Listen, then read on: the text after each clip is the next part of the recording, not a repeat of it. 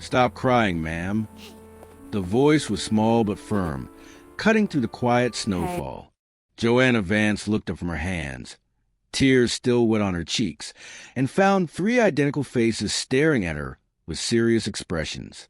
"You can borrow our dad to make you feel better," the girl in the middle said, holding out a red rose.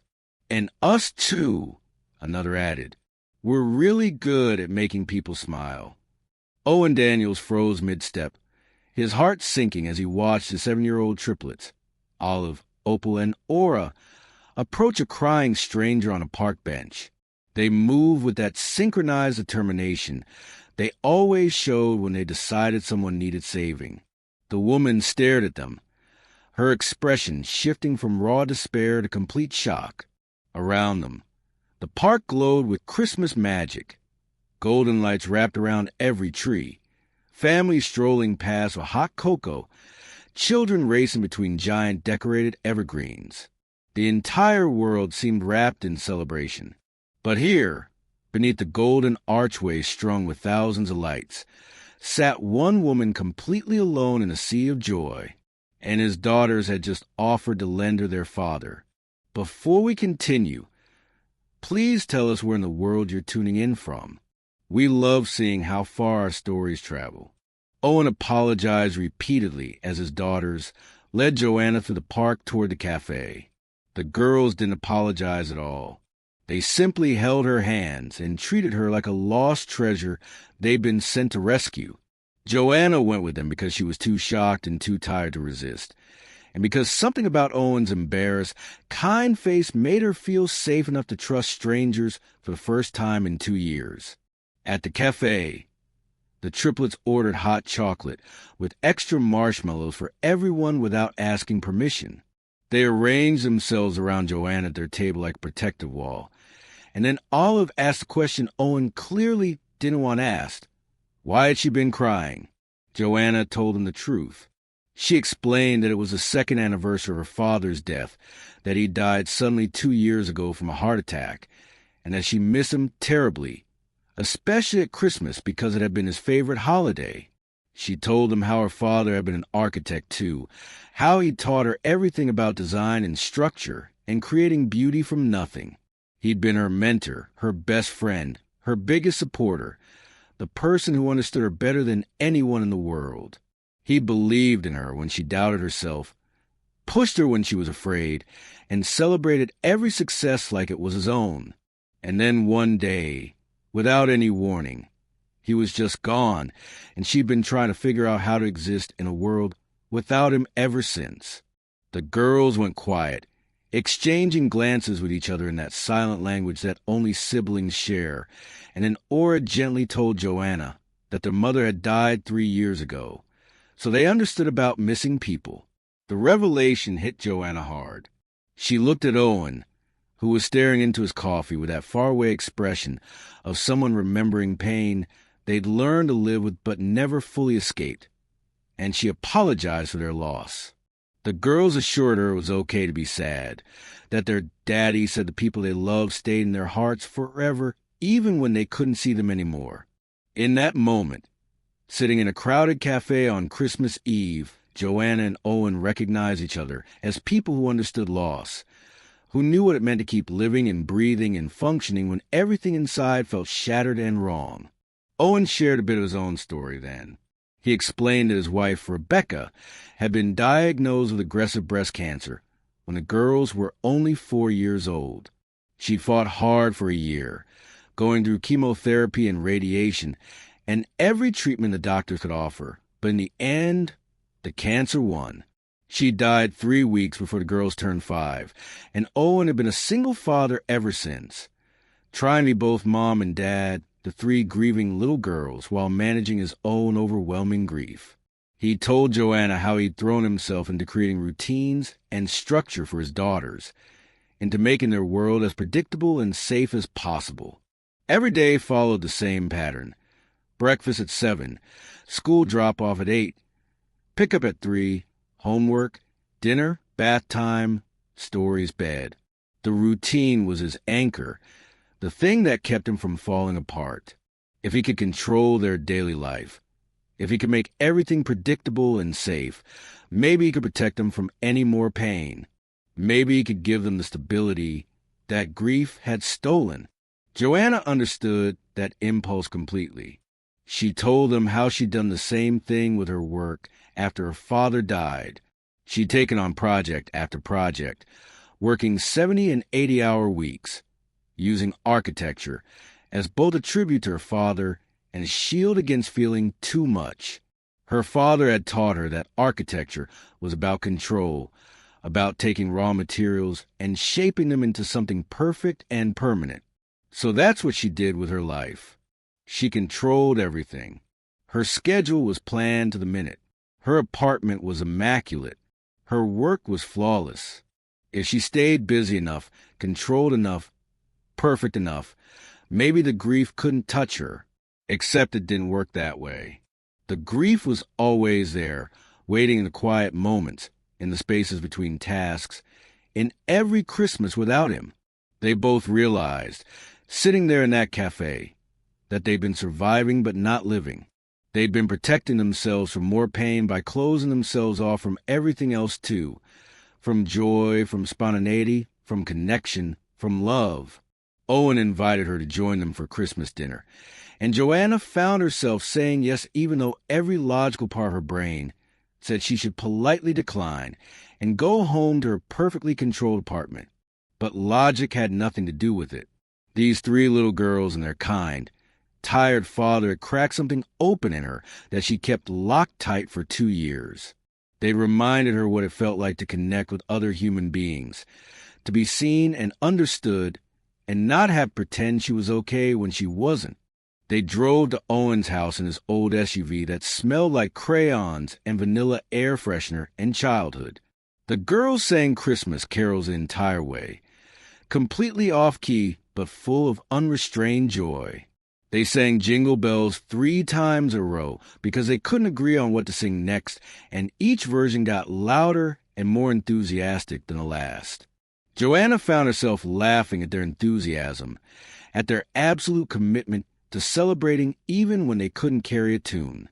Owen apologized for the mess before they even walked in the door, but when Joanna stepped inside, she found the mess beautiful. There were toys scattered across the floor, blocks and dolls and art supplies and books. Drawings were taped to every wall, colorful and chaotic, and clearly made with love rather than skill. The Christmas tree was lopsided and covered in handmade ornaments. Popsicle stick snowflakes, paper angels with glitter, clay ornaments with tiny handprints. And there were photos everywhere.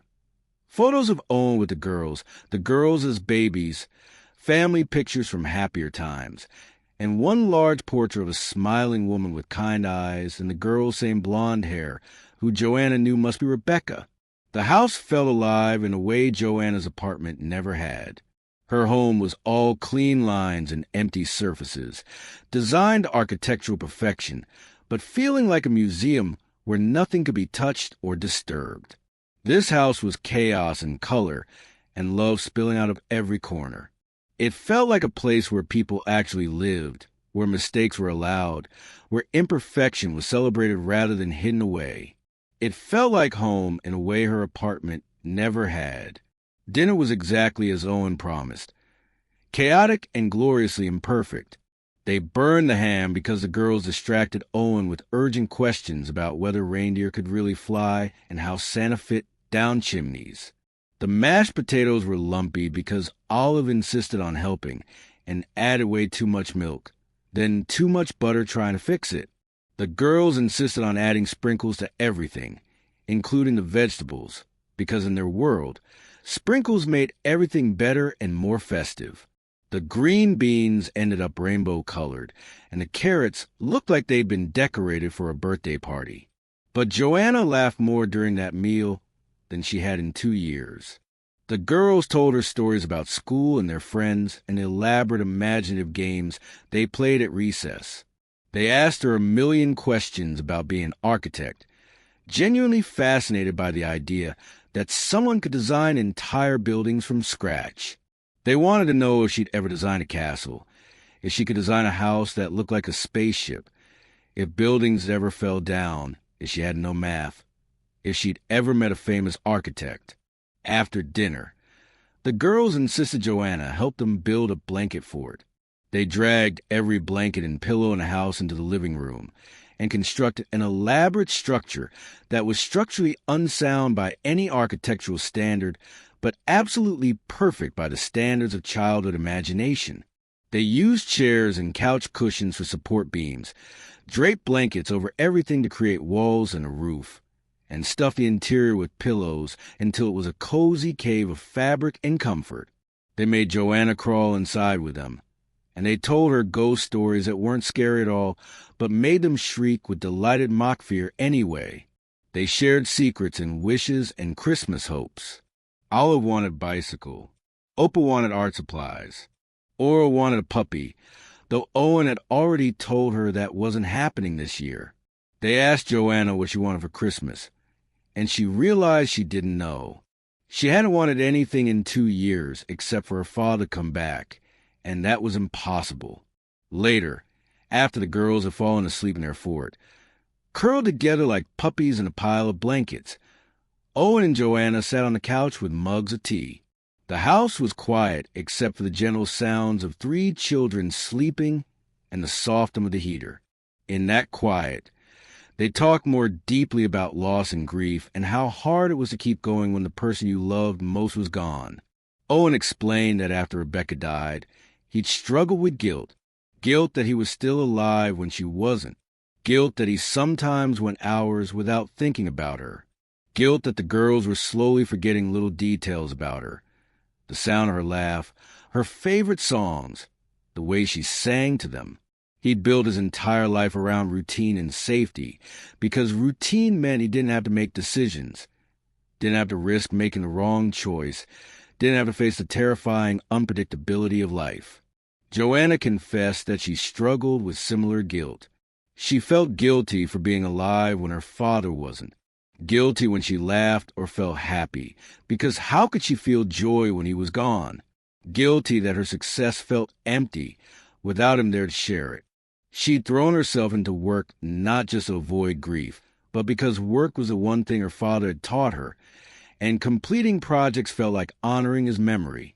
But somewhere along the way, work had become a prison rather than a tribute.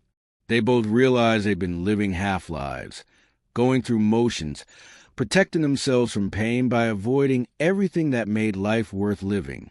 Owen hadn't dated anyone since Rebecca died. Joanna hadn't let herself get close to anyone new.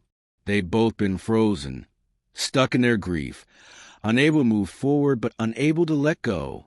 When Owen walked Joanna to her car that night, something shifted between them.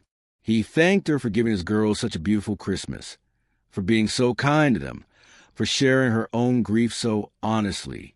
She thanked him for reminding her what Christmas was supposed to feel like. Warm and chaotic and full of love rather than lonely and controlled and empty. They stood in the cold for a moment, snow falling gently around them, and then Owen kissed her.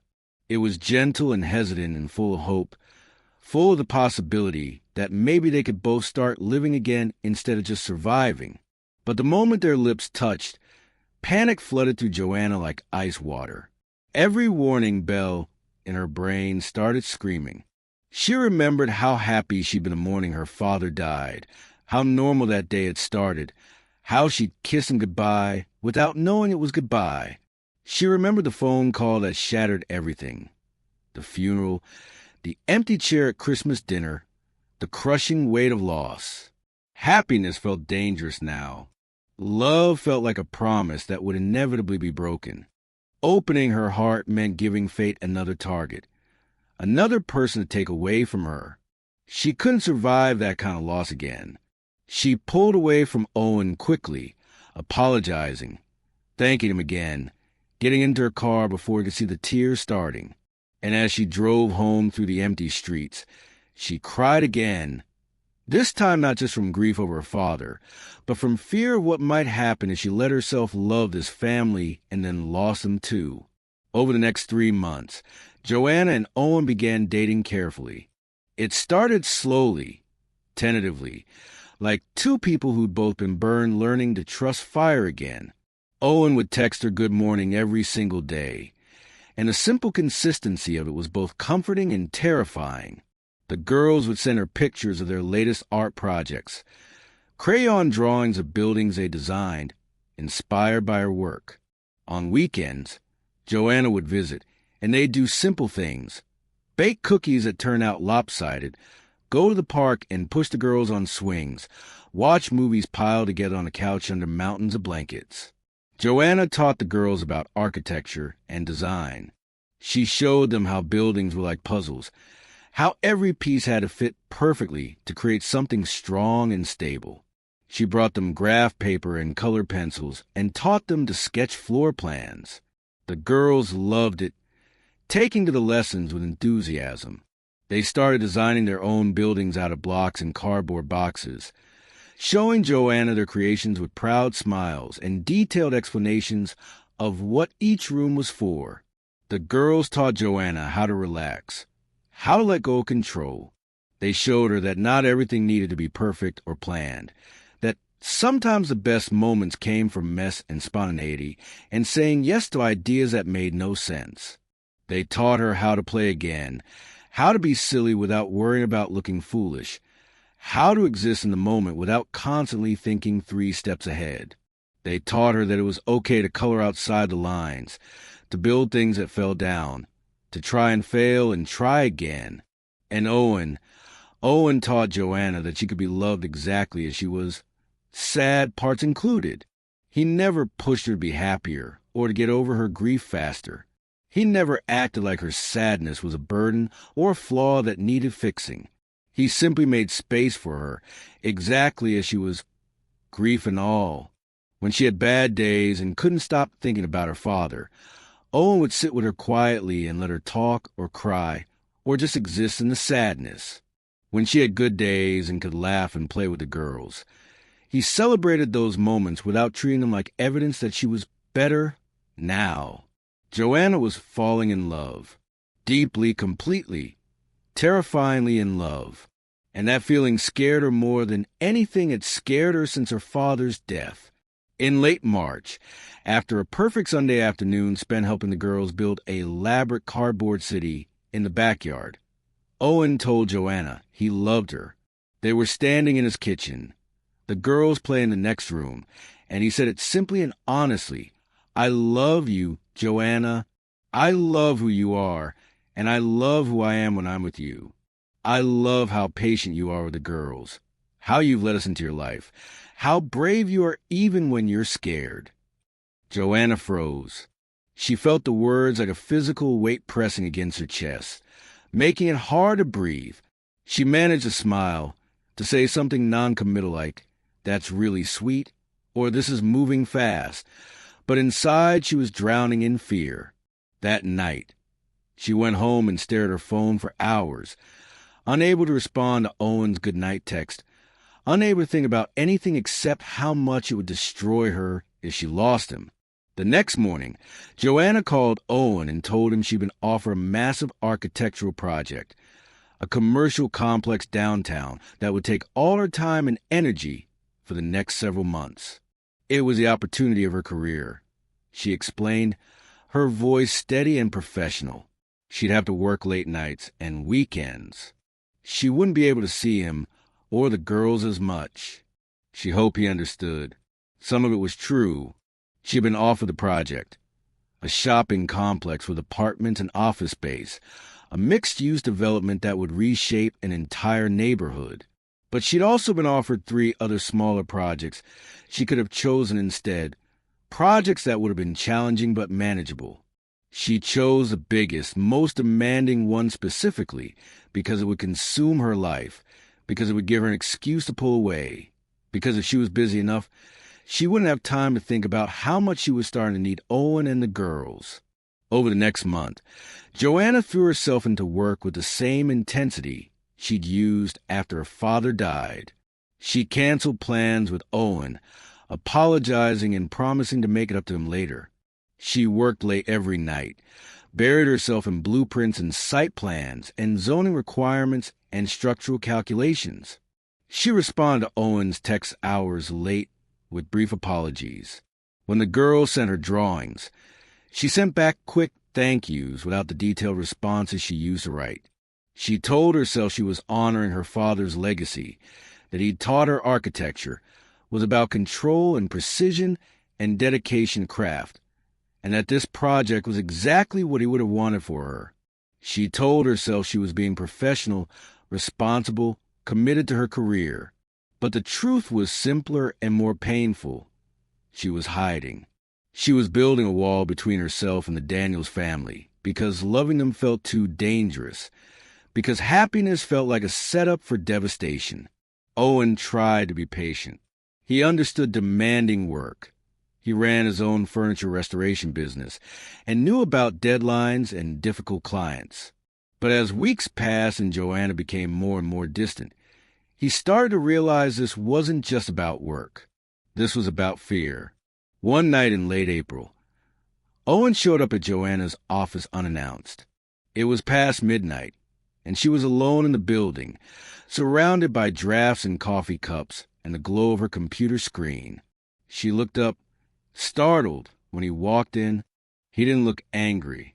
He looked sad and tired and done pretending everything was okay.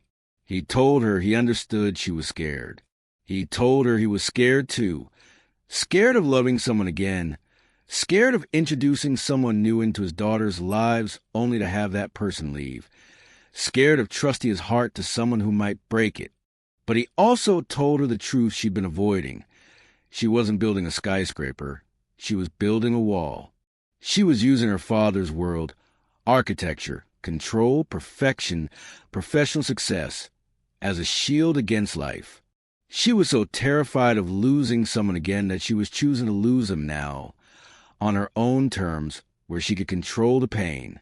He asked her what she thought her father would want for her. Would he want her living a lonely life of professional success, working herself to exhaustion, avoiding connection and love? Or would he want her to have a messy, imperfect life full of love and family and joy? He asked her if she really believed hiding from happiness was the same as honoring her father's memory. Joanna tried to deny it at first, tried to insist this was really about work, really about an important project, really about her career. But Owen didn't let her hide behind excuses. He gently, firmly called out every defense she tried to build. And finally, she broke down. She told Owen everything. How terrified she was, how guilty she felt for being happy when her father was gone, how certain she was that if she let herself love this family, something would take them away from her too. She confessed that every time she felt joy with them, a voice in her head told her she was failing her father, that she was being distracted from what really mattered, that she was setting herself up for another devastating loss. She told him about the panic attack she'd been having, the nights she couldn't sleep, because she was imagining all the ways she could lose him and the girls. Car accidents, illness, random tragedy striking, without warning the way it had with her father. She admitted she'd taken the demanding project on purpose, had chosen to push them away, had tried to end things slowly so it wouldn't hurt as much. Because if she left now, while she was still somewhat in control, maybe she could survive it. But if she stayed, if she let herself love them completely and then lost them, she wouldn't survive that. She knew she wouldn't. Owen listened to all of it without interrupting, without judging.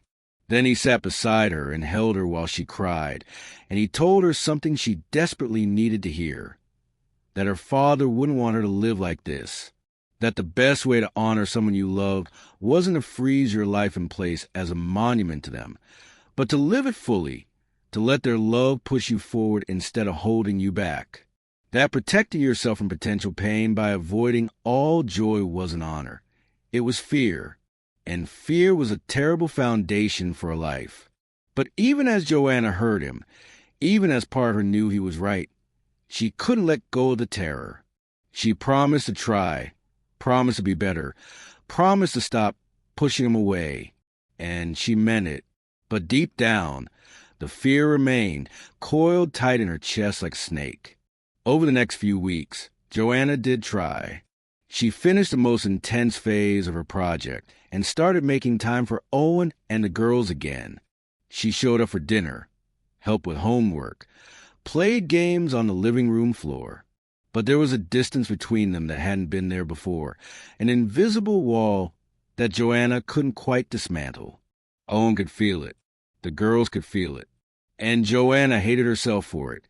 But she didn't know how to stop building walls, when walls were the only thing that had ever made her feel safe. In early May, the Triplets did something that changed everything. They wrote Joanna a letter. It arrived at her office in a hand-decorated envelope covered in stickers and crayon hearts and carefully printed letters that spelled out her name. Inside was a single piece of paper with a message written in 3 different handwriting styles, clearly collaborative, clearly discussed, and agreed upon by all 3 girls working together.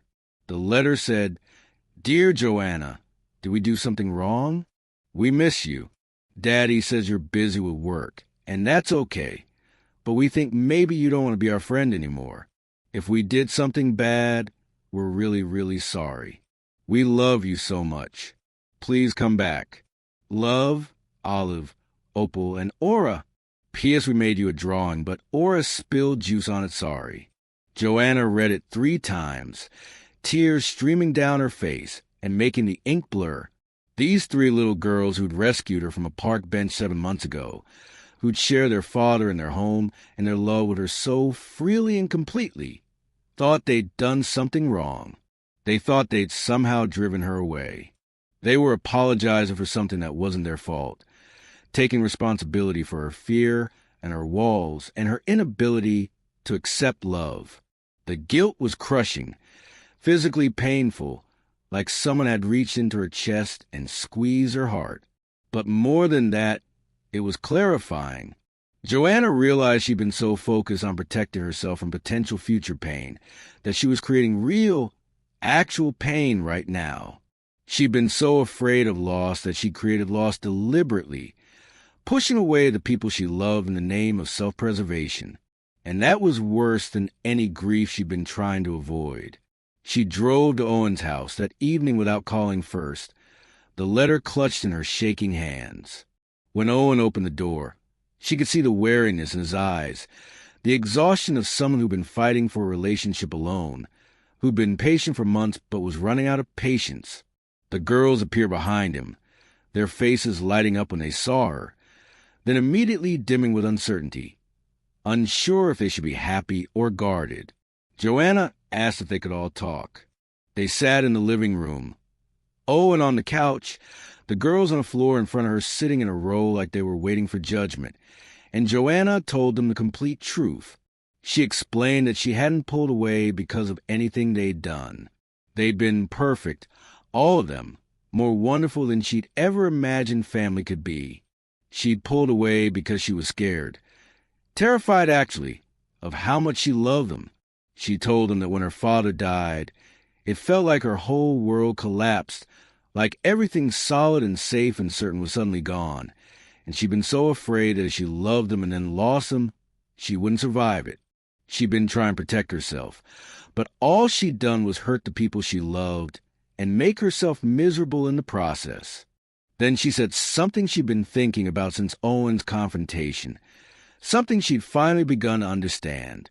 She told the girls that she could never replace their mother, would never try to replace their mother. Rebecca would always be their mom, would always hold that place in their hearts and in this family story. And just like that, no one could ever replace her father.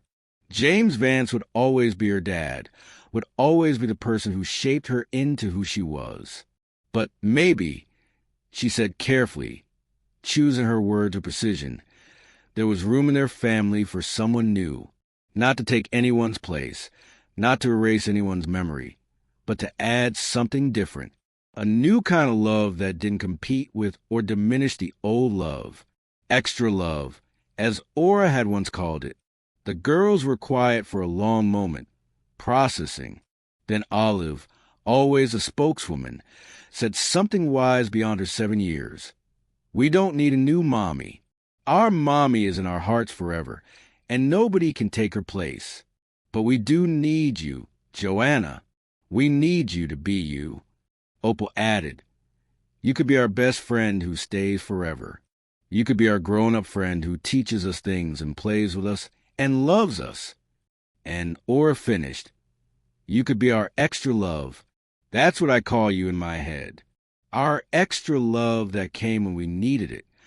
The phrase, extra love, settled into Joanna's chest like a key turning in a lock that had been stuck for years. That was exactly what she could be. Not a replacement, not a second version of something lost, but something entirely her own. A role that didn't require her to erase Rebecca's memory or compete with a ghost. Just herself, loving them, being loved by them, adding to their family rather than trying to recreate what was gone. Joanna asked them if they really meant it.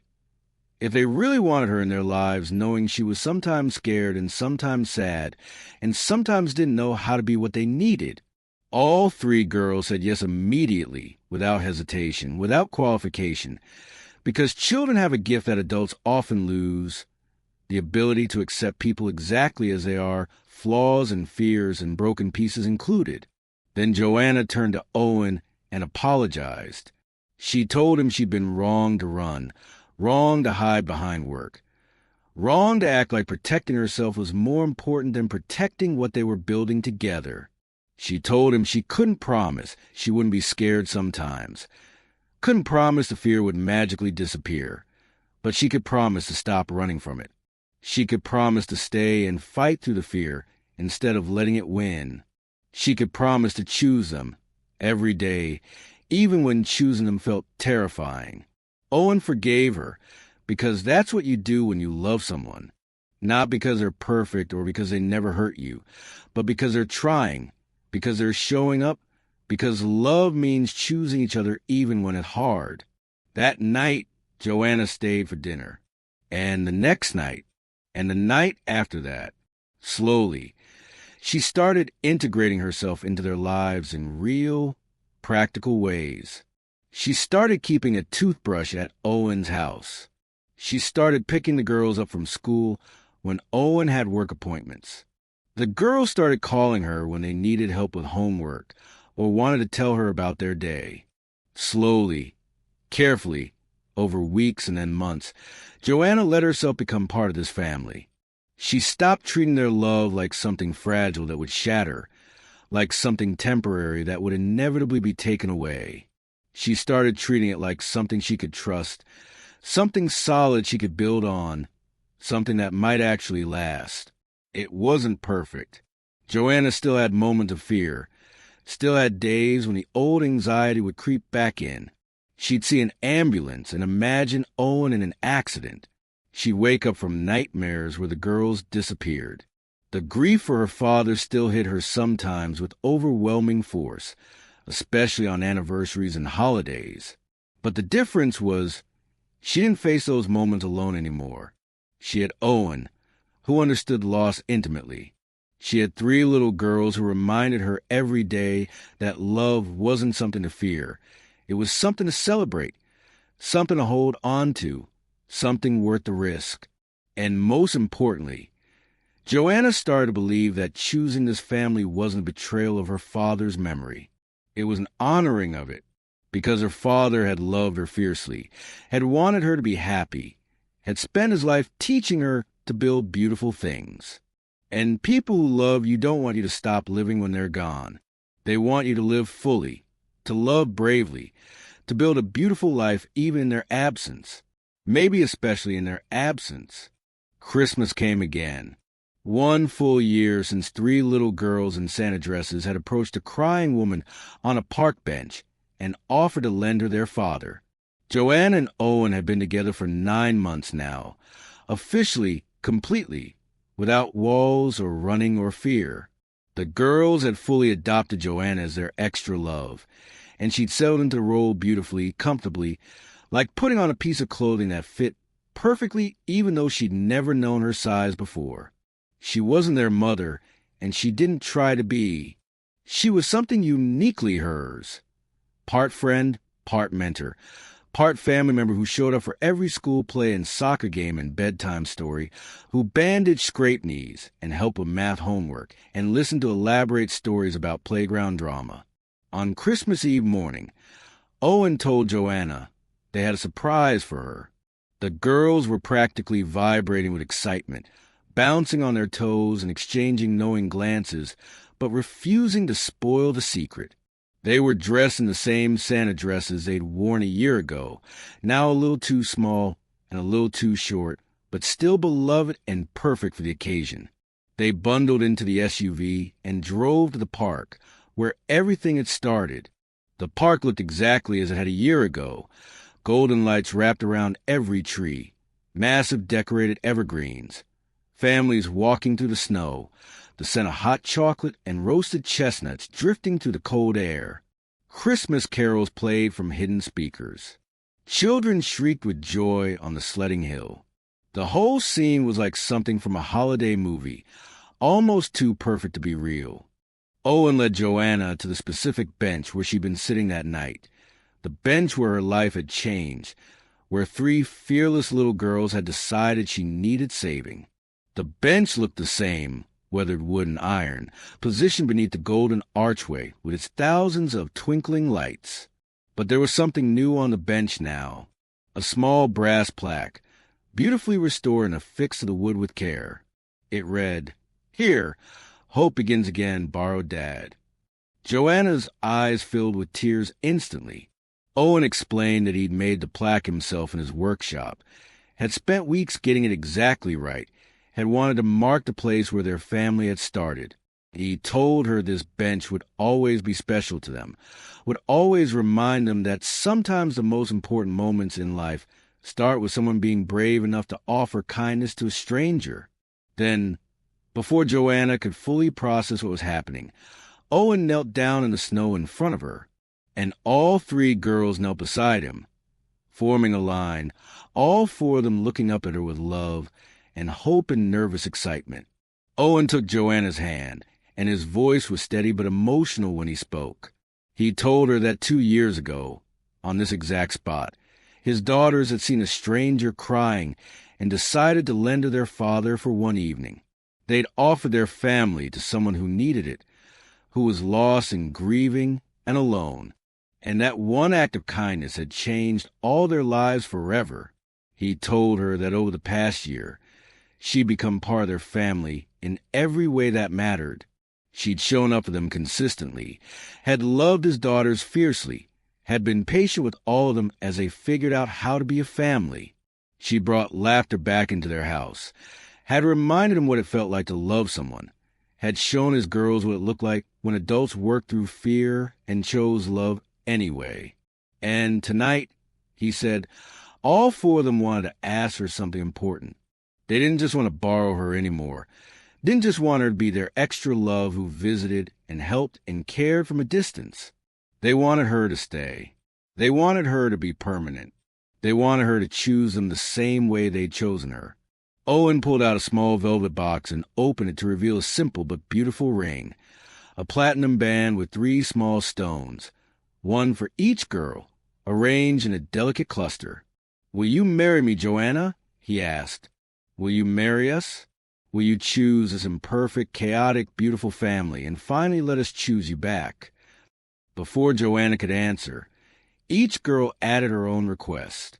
Olive asked Joanna to be their forever friend, to always be there for art projects and school problems and growing up. Opal asked her to keep teaching them about buildings and design and how to create beautiful things. Aura asked her to please never stop making their daddy smile the way she did, and to please always remember that she was their extra love, the person who came when they needed her most. Joanna was crying too hard to speak at first. She looked at the 4 people kneeling in the snow in front of her, this man who'd been patient enough to let her work through her fear, these 3 girls who'd never given up on her even when she'd pushed them away, and felt all the terror she'd carried for so long suddenly become smaller than the love surrounding her. These 4 people kneeling in the snow weren't asking her to be perfect. They weren't asking her to never be sad or scared or broken. They weren't asking her to forget her father, or to pretend her grief didn't exist. They were simply asking her to choose them, to choose this messy, unpredictable, gloriously imperfect life they could build together. They were asking her to be brave enough to love even though love meant risk, to stay even though staying meant vulnerability, to trust that this time maybe happiness wouldn't. If this story touched your heart, please don't let it end here. Let it remind you that kindness still matters, that love still heals, and that hope is never wasted. Subscribe and become part of our Heartline Stories family, where every story lifts the spirit and reminds us that light always finds its way back. And if this moment moved you, share it, because sometimes sharing hope is the kindest thing we can do.